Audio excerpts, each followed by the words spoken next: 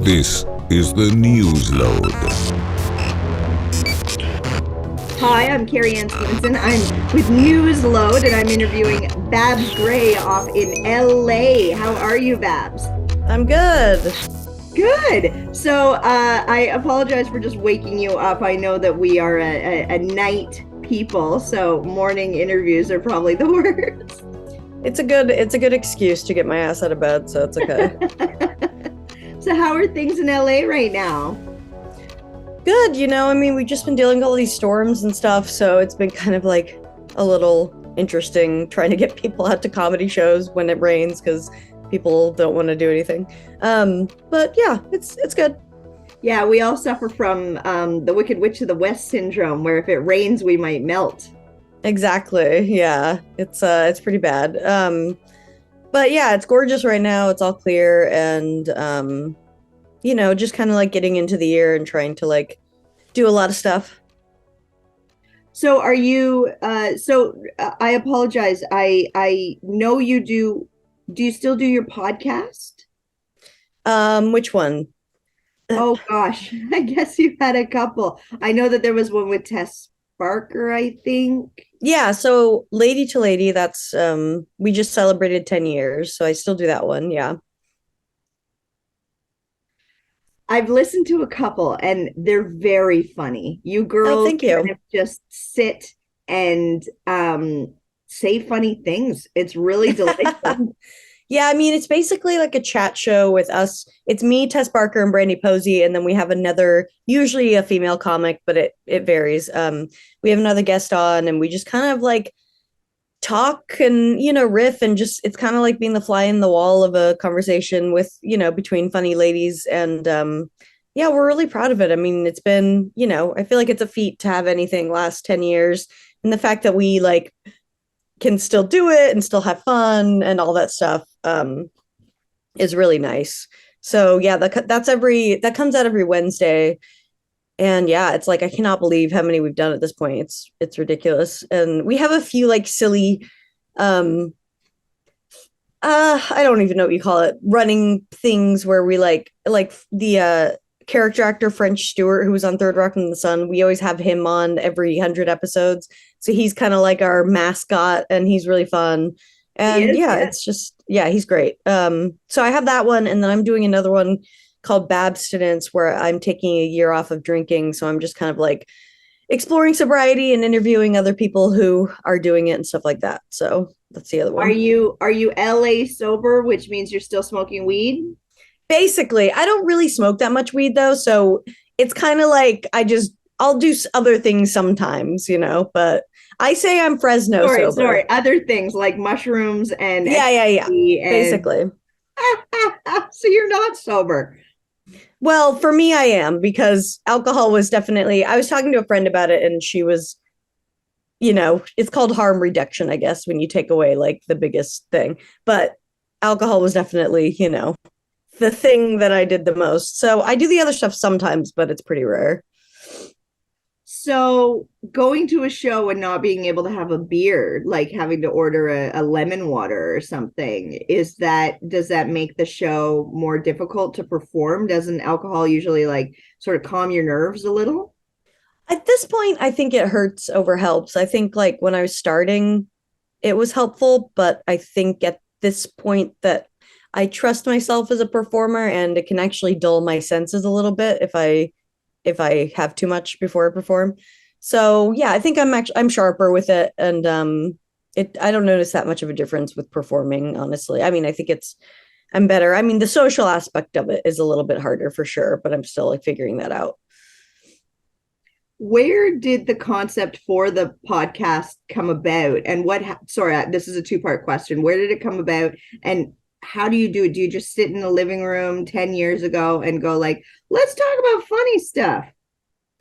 Oh yeah, for Lady to Lady, basically it's like we were outside of a show downtown and somebody said, I don't know, it was like a really silly, like someone said L2L, and I was like, what do you mean, like lady to lady? Kind of like a play on man to man, basically. And so we just said like, oh, that'd be a fun name for a talk show, kind of like The View, basically. Like we originally started out as like kind of making fun of The View or something like that. So it was a live talk show first. And then our producer who ran the theater we were doing the show at was like, hey, have you guys heard about podcasts? And, at that point, they weren't everywhere as much as they are now. And we were kind of like, sure, let's try one and see if we can get more people out to the live show. And then it just kind of became its own thing. So it was just one of those things where you get the idea and then it, you follow through and see what happens. So everybody bought like $100 mic and just put themselves together and sat in somebody's living room and got to go. Yeah, I mean, I think we were really lucky because our producer did a lot of the technical stuff. I think like he had the mics and stuff. So I think we had longevity because of that, because I think a lot of people get caught up in the tech side and then you can't just be a performer. And so since we had someone covering that, we were able to kind of just like be funny, Amazing. It's so important to have a good support system. Yeah. Yeah. Yeah. And it's hard, when people ask me about getting into podcasting now, I'm like, it's tough because, podcast producers, they do a lot of work. So like, obviously you should pay them a decent amount, but also it can hinder you from starting, but you should be able to give the tech part away to somebody if you're not good at it, so it's kind of like, it can be a hard part about starting out in podcasting sometimes. Absolutely. Sort of valuing your strengths. You girls Right. are funny, so just stay funny and leave the tech to your producer. That's great. That's great. So I'm curious, how'd you get started in comedy in the first place? What got you going? I mean, I always think about this because I'm like, where did this really start? Because I honestly think I've been a performer like literally since I was born, like basically just came out of the womb, like tap dancing or something. But so I was always like, being funny and I started theater at like a very young age. So I was always doing stuff and performing, kind of putting myself out there.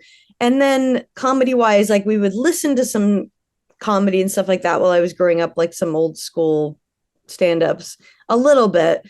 And then I think like really the comedy bug hit when I was in college and I started watching like weirder shows, like Strangers with Candy on Comedy Central. And I started getting into British comedy, and like the Mighty Boosh and stuff like that.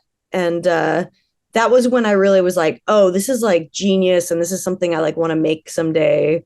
And I think I always knew I wanted to like create things, but I wasn't sure exactly. Like I went to the University of Utah, because I grew up in Salt Lake, to study film. And I was like, okay, I want to make movies, I think. And I just wasn't sure exactly what scope. And then I was just, a big fan of comedy. And so I would kind of be on this one like nerdy comedy website, always seeing LA and the comedy scene and what was happening there. So I moved here in 2008. And then I just kind of threw myself into doing improv at Upright Citizens Brigade, which was like the big thing at the time. And then I started stand up like shortly after that. So I started stand up in LA, and then I like just like didn't look back. Basically, it was kind of like all I can't think of the word, what the saying, whatever it is. Organic. I went for it. Yeah. Cool. Do you have any siblings? Are you the attention seeking middle? I'm the youngest. So by like a decent amount. My brother's 7 years older than me. My sister's 10 years older than me. So I was kind of like on my own a little bit. But yeah, I don't like the second family, the only child. Right, exactly. But yeah, I don't know. It's me and my siblings are all like very different. My brother's very shy. My sister's like pretty shy in her own right, but also like spunky.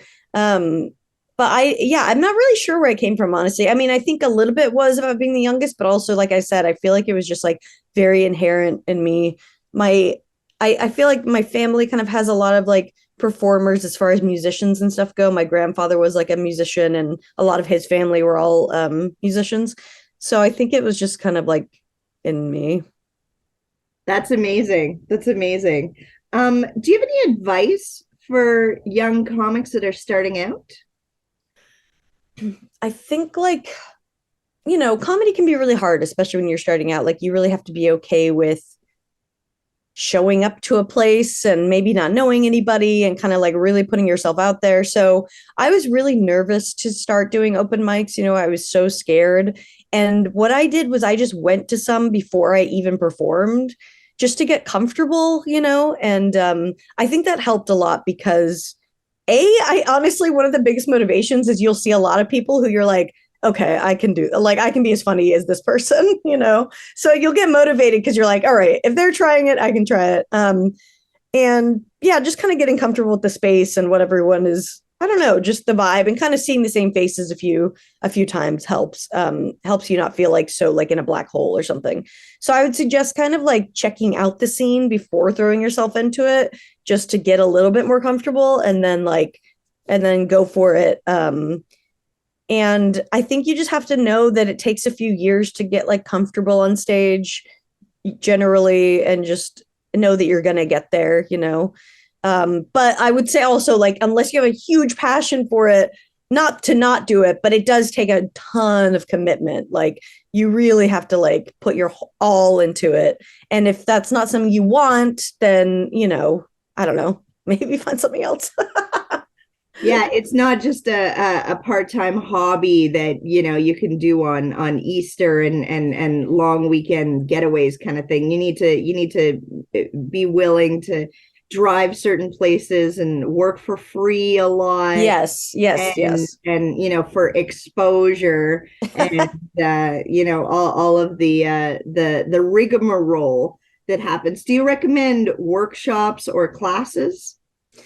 Yeah, I think I used to be like anti classes because I was like, they're making money off of, people off of comedians. And so I felt like it was maybe taking advantage of people. But I think if you do your research and find the right people, that's not necessarily true. I think there's a lot of people offering valuable classes out there. Some people I do think are taking advantage of people. So just make sure you're kind of like, try to feel people out and make sure that, they're legit.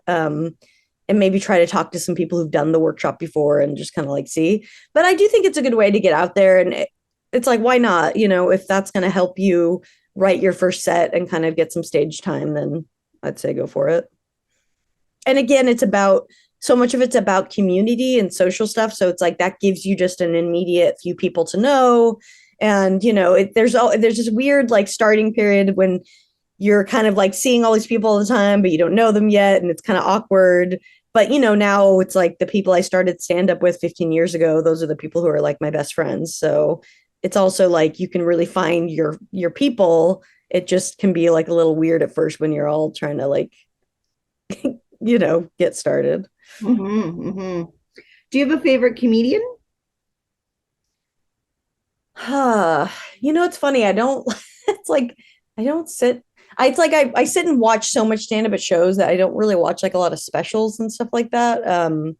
It's a different experience, I find, the TV compared to live, very much. Right. Like for me, live is everything. So it's like, I love Atsuko Okatsuka. She's so funny. She has an HBO special out right now. And she's someone who I'm friends with. And it's just been like really fun to watch her like blow up. So I feel like Atsuko and Steph Tolev have both like really blown up in the last few years and are so funny. And it's just like really fun to watch. Isn't Steph Tolev Canadian? She's from Toronto. She is. Yeah. Mm-hmm. Yeah, she is. She's rocking in LA. If you see her, make sure you tell her Canadian friends are very happy for her. She's if we can talk about Steph for a minute, I watched her shows from the beginning, and she wasn't as loud and she wasn't as animated. She was still a little bit restrictive. And I'm so happy to see her going all out now. And the writing, especially recently, the gingerbread house that she ate at her cousin's. Oh my gosh. I'm halfway through the estate and I realized like, oh my God, she's brilliant. And I'm so happy that LA is doing well. She really plays the I'm single and desperate card, which she's really found her voice and like leaned in. And I think that like I love that too, especially because her comedy's very quote raunchy, which I kind of like hate as a word, but whatever. I think it's a good way to describe it. And I think absolutely, yeah. And I think as someone who like, that's how I was for the beginning of mine. And now I'm kind of like figuring out my feet as far as like, it's not necessarily my voice anymore, but I think that like people can be really shitty towards female comics who talk about sex and stuff like that. And they like really like to pigeonhole them. And I feel like Steph, especially, is such a great example of just how funny you can be, like, being a blue comic or whatever.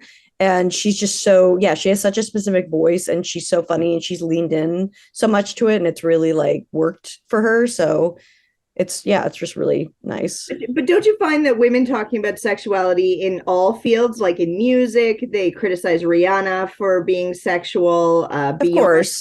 She's a married woman and talking about having sex with her husband, but how dare she talk about having sex with her husband? She's a married woman. Like, why can't we talk about this? Why do we have to continue in 2023 to be seen and not heard? Like, we're allowed to say what we want to say now. Yeah, it's endlessly frustrating. Like, no matter how far, and I think obviously we can see that in like, society as a whole, that, we think we've come so far and then you're like, oh God, we haven't made any steps at all. So, so yeah, it can be really frustrating, for sure. And that's why I really love when people like Steph like really do well, because it's just like really nice to have her out there.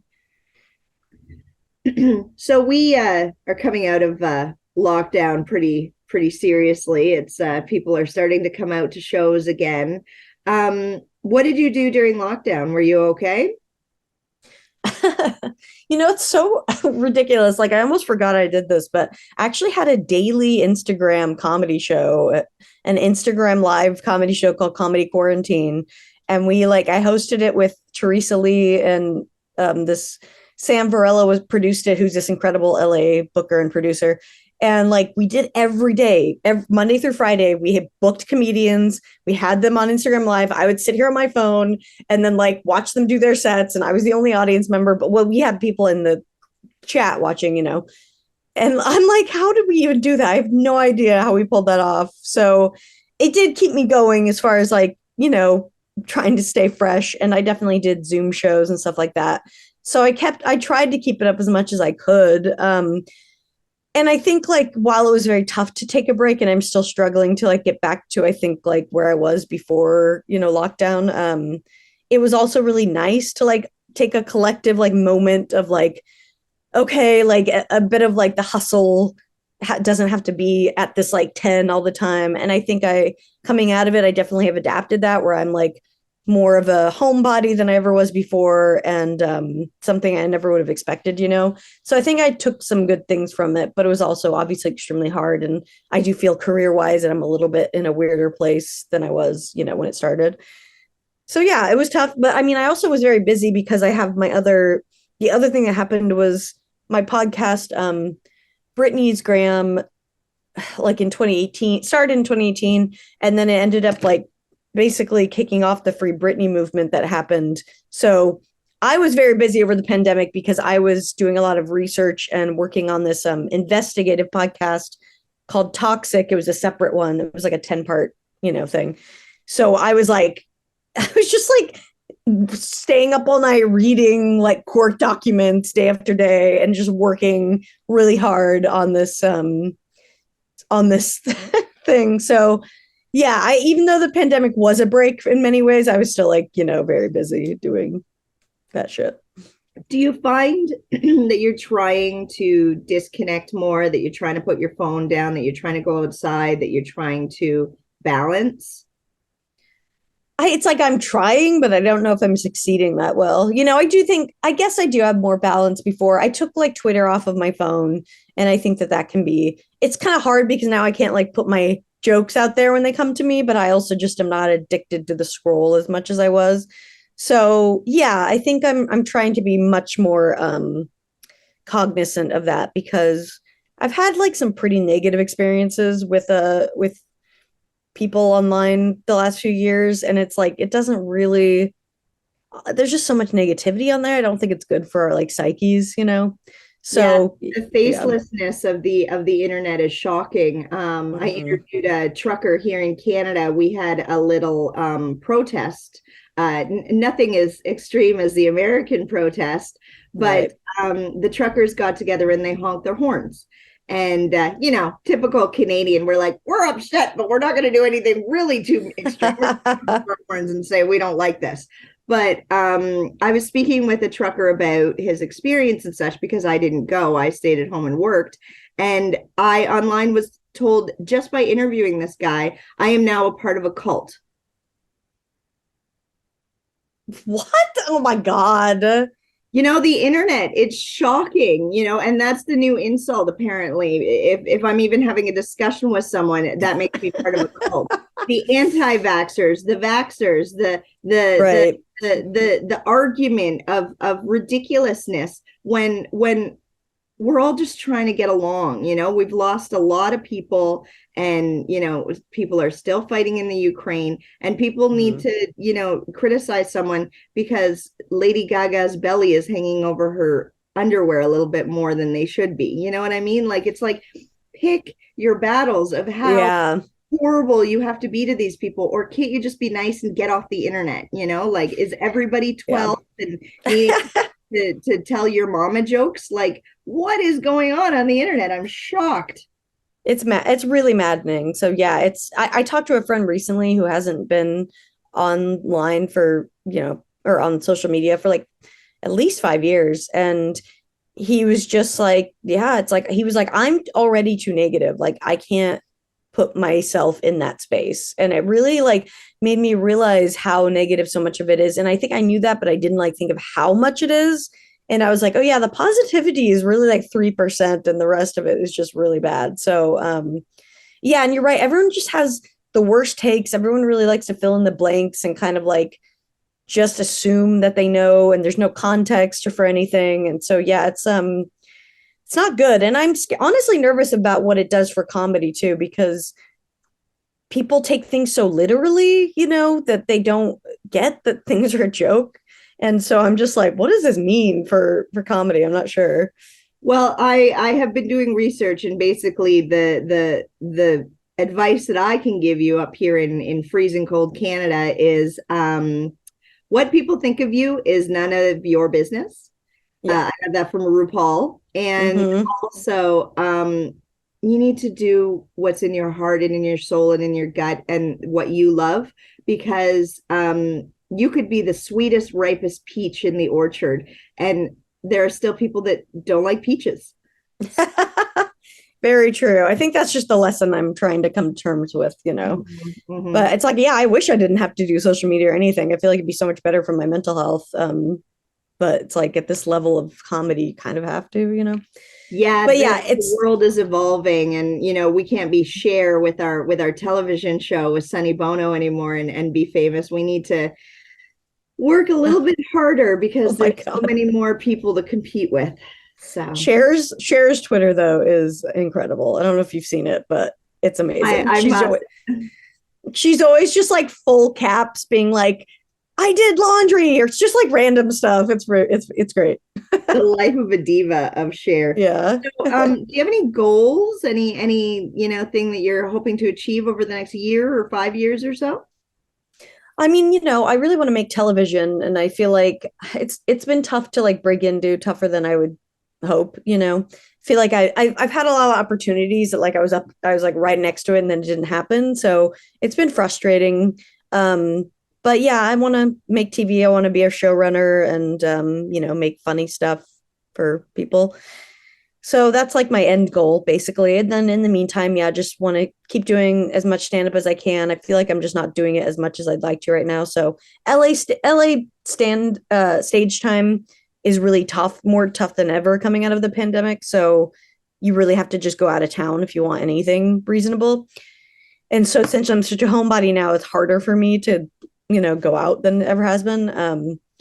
So I'm trying to figure that out. But yeah, I have a new special that I want to do in the next like year or two, and just keep on doing it. Like I want to do a little bit more acting. I've done a little bit of it, and just kind of the whole thing. Like, and I'd like to do some kind of musical element to things. Like I have this like idea for like a lounge singer like show that I might try and do. Adorable or adorable. Well, some of the suggestions I would love to make for you is, because film is your background and such, I would recommend starting a TikTok series. Pick a topic like your comedy or your girls podcast or something, and do 2-minute repeat videos until you start getting, more followings on that topic, kind of thing. Yeah. Possibly spread. I noticed, characters on Saturday Night Live that become a movie kind of thing, the ladies' man and such like that. It's right. Just persistence of a fan base that wants this character to continue. I'm working on the crazy cat lady who just can't seem to find a man. And she's old in a house coat, and I'm sewing little stuffed cats to my house coat and such. And my God. Well, we'll see if that character picks up. But it's in my opinion, it's sticking to it, because never win and winners never quit. And ignoring the haters and doing what you love and gravitating, which I feel that you're already doing. You're gravitating towards a group of friends that are like-minded and able to help you grow and follow your dreams and such. But I hope that TV works for you. You have such an adorable look. You literally could be